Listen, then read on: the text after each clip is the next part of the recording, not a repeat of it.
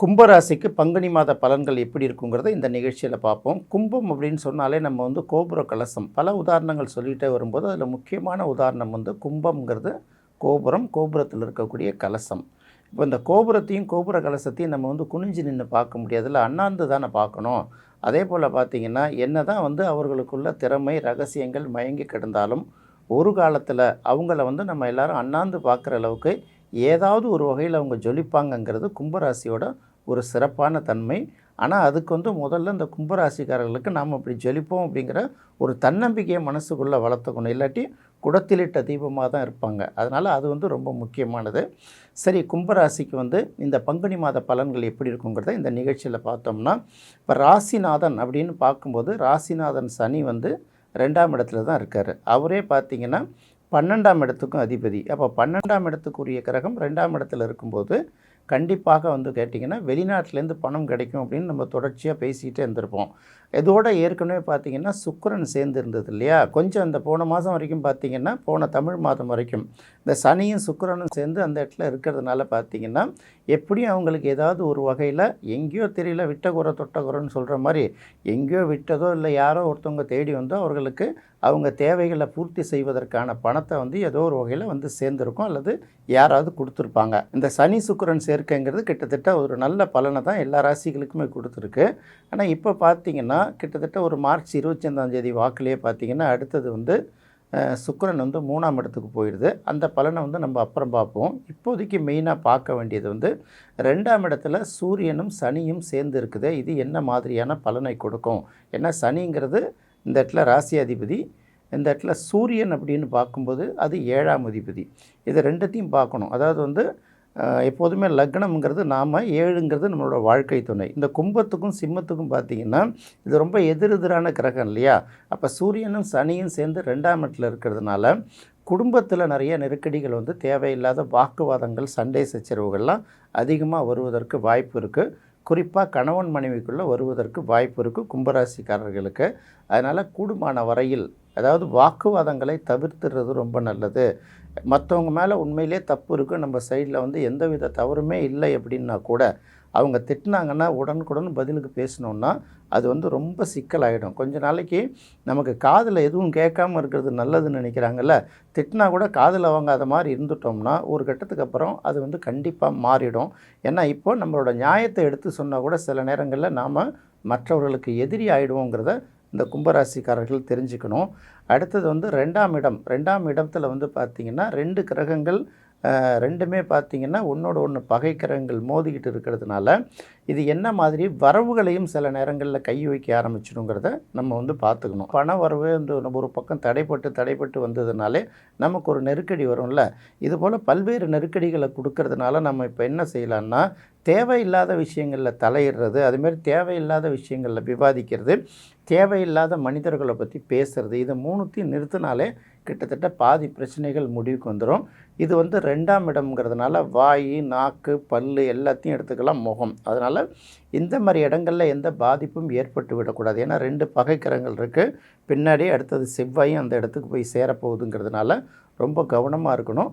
அதனால் உங்களுக்கு இந்த பிரச்சனைகள் நெருக்கடி எதுவும் வராமல் நம்ம வாயாலே நமக்கு ஒம்பு வராமல் நமக்கு வருமானத்தில் பெரிய அளவுக்கு பாதிப்பு வராமல் இருக்கிறதுக்காக சனி அல்லது ஞாயிற்றுக்கிழமைகளில் நரசிம்மரை வழிபடுவது ஓரளவு உங்களுக்கு வரக்கூடிய இந்த மாதிரி ஒரு நெருக்கடியான பலன்களை எல்லாம் கட்டுப்படுத்தி ஓரளவு மனநிலைவுக்கு வழிவகுக்குங்கிறதுனால இதை எல்லா ராசிகளுக்கும் நம்ம தொடர்ந்து சொல்லிக்கிட்டே வரோம். இப்போ அடுத்தது பார்க்கும்போது இந்த கும்பத்தில் 3 கிரகம் இருக்குது அப்படிங்கிறத அடுத்தது பார்க்க போகிறோம். கும்பத்திலேயே பார்த்திங்கன்னா 3 கிரகம்னா ஒரு பக்கம் செவ்வாய் 3ஆம் இடத்துக்கும் 10ஆம் இடத்துக்கும் உரிய கிரகம். அது ராசியிலே உட்கார்ந்துருக்கு. அப்போ எப்படி பார்த்திங்கன்னா தொழில் பற்றிய சிந்தனைகள் ரொம்ப அதிகமாக மனசுக்குள்ளே ஓடிட்டுருக்கோம். இன்னொரு பக்கம் இங்கேருந்து பார்த்திங்கன்னா புதனும் சேர்ந்து உட்காந்துருக்குது. அப்போ புதன் சேர்ந்து உட்காந்துருக்குன்னா ஒரு பக்கம் அவரே பார்த்திங்கன்னா 8ஆம் அதிபதி, இன்னொரு பக்கம் பார்த்திங்கன்னா 5ஆம் அதிபதி. அப்போ 5ம் 8ம்னா இன்னொரு பக்கம் என்ன மனசுக்கு பிடிச்ச விஷயங்களுக்காக சில விஷயங்களை நம்ம செலவு பண்ணியிருப்போம். கையில் உள்ள சில தொகைகள் நமக்கு குறைஞ்சிருக்கும். மனசுக்கு பிடிச்ச விஷயம் அப்படிங்கிறத ஒரு இடத்துல டூர் போகிறதா இருக்கலாம், யாருக்காவது ஒரு பிடித்த பொருட்கள் பரிசு பொருட்களை வாங்கி கொடுத்துருக்கலாம், இல்லைன்னா பிடித்த வாகனங்கள் அந்த மாதிரி சில விஷயங்களை வாங்கியிருக்கலாம் இல்லையா. இதனால் சில செலவுகள் உருவாகி இருக்கும். அப்படி வந்து அந்த செலவு அந்த மாதிரி சில விஷயங்களை செய்யணும்னு நினச்சிருந்த சில பேருக்கு வந்து அதற்கான தேவையான நிதி ஆதாரம் கிடைக்காமல் கூட இருந்திருக்கலாம். ஏன்னா வந்து புதன் வந்து வக்ரத்தில் இருக்கிறதுனால இந்த சில சூழ்நிலைகளை அது உருவாக்கி கொடுக்கும். அடுத்தது பார்க்கும்போது ராசியிலேயே இருக்கக்கூடிய அந்த ராகு இருக்குது இல்லையா, ராகு வந்து பார்த்திங்கன்னா ஆசையை தூண்டிக்கிட்டே இருக்கும். அது பாட்டுக்கு மனசுக்குள்ளே ஒரு பக்கம் தூண்டிக்கிட்டே இருக்கும். இப்போ நான் எதுவும் செய்ய மாட்டேன்னு சொல்லிட்டு ராகு சொல்கிறத கவனமாக காதில் மட்டும்தான் கேட்டுக்கணும், தவிர இம்ப்ளிமெண்ட் பண்ணக்கூடாது. ஒரு பக்கம் செவ்வாய், இன்னொரு பக்கம் புதன், ரெண்டுமே பகை கிரகம் இல்லையா. இது பார்த்திங்கன்னா லக்னத்திலே உட்கார்றதுனால காலையில் என்ன நினச்சி எதில் நம்ம தைரியமாக முடிவெடுத்து செய்யலான்னு நினைக்கிறீங்களோ நைட்டு நீங்களே முடிவை மாற்றிப்பீங்க. ராத்திரி தூங்கும்போது ஒரு விஷயத்தை செஞ்சு காலையில் கண்டிப்பாக அந்த விஷயத்தை முடிச்சணும்னு நினச்சிங்கன்னா தூங்கி எழுந்த பிறகு சிந்தனை மாதிரி அது செய்யக்கூடாது அப்படின்னு நினச்சிருவோம் இல்லையா. இந்த மாதிரி சிந்தனைகள் தான் தொடர்ச்சியாக கும்பத்துக்கு மாறிக்கிட்டே வந்துக்கிட்டு இருக்கும்.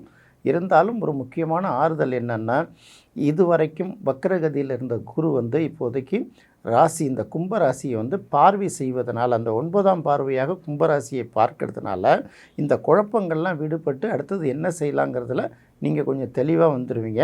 ஆனால் இப்போதைக்கு செயல்படுத்துகிற விஷயங்களில் மட்டும் என்ன பண்ணுது, அந்த 2ஆம் இடத்துல இருக்கக்கூடிய சூரியன், சனி, செவ்வாய், இப்போ அடுத்தது வரப்போகுது இல்லையா செவ்வாய், இது 3 சேர்ந்து ஒரு தடை விதிக்குங்கிறதுனால இந்த மாதம் அடுத்த மாதம் கொஞ்சம் இந்த சனியோட பிடியை விட்டு செவ்வாயும் சூரியனும் நகரும் வரையில் எல்லா ராசிக்காரர்களுமே பொறுத்து இருக்கிறது நல்லது. குறிப்பாக கும்பராசிக்காரர்கள் இந்த விஷயத்தில் ரொம்ப கவனமாக இருக்கிறது ரொம்ப நல்லதுங்கிறத மட்டும் பார்த்துக்கலாம்.